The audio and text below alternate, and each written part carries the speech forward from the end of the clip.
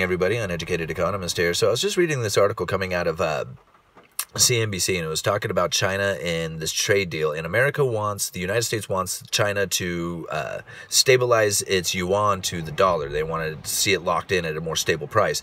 And China doesn't want anything to do with this, right? Because China wants to be able to manipulate their currency. So, like, if China wants to increase their exports, they can say, okay, well, there's a few ways we can do this, but one way is to manipulate our currency. So, like, if you could take, for example, hypothetically speaking, if you could trade $1 for 10 yuan, and you could buy 10 items over, or you could buy one item over in China for 1 yuan. So for every dollar, you're going to be able to buy 10 items. Make sense?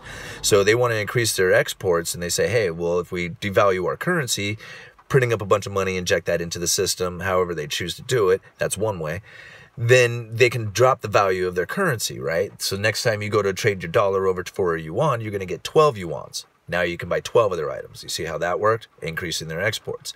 Now, this is a thorn in the side of the United States when it comes to these tariffs, because when they say, hey, those 10 items that you're sending over, we want 2 yuans worth of that, right? The United States does. And China's like, no, we can't really do that. We really need to, like, export 10 of these things, because we got to keep our exports up.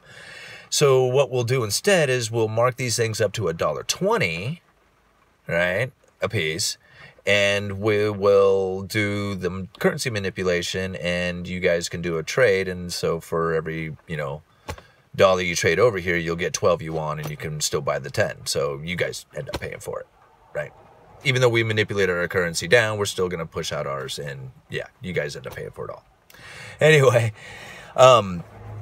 so, like, I think about, like, when they say they'd pulled out these old dusted off, like, tariff laws from back in the 30s, those were from a gold standard era, right? You couldn't just go around manipulating your currency like you can now. I mean, it took an act of Congress to do it back then.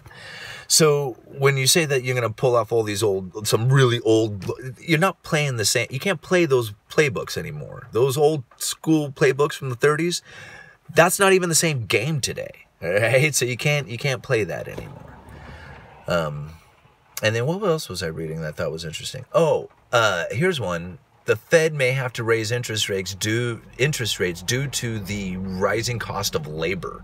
Can you believe this? So I guess the economy was so hot and heavy last year that the cost of labor started growing a lot faster than they were expecting it to. And yeah, there's an argument out there that they may have to actually raise interest rates due to the rising cost of labor. Can you imagine that? A labor cost bubble? Like, in order to hire somebody, it's going to just be like an astronomical amount, like trying to buy a house. Uneducated Economist. Talk to you later.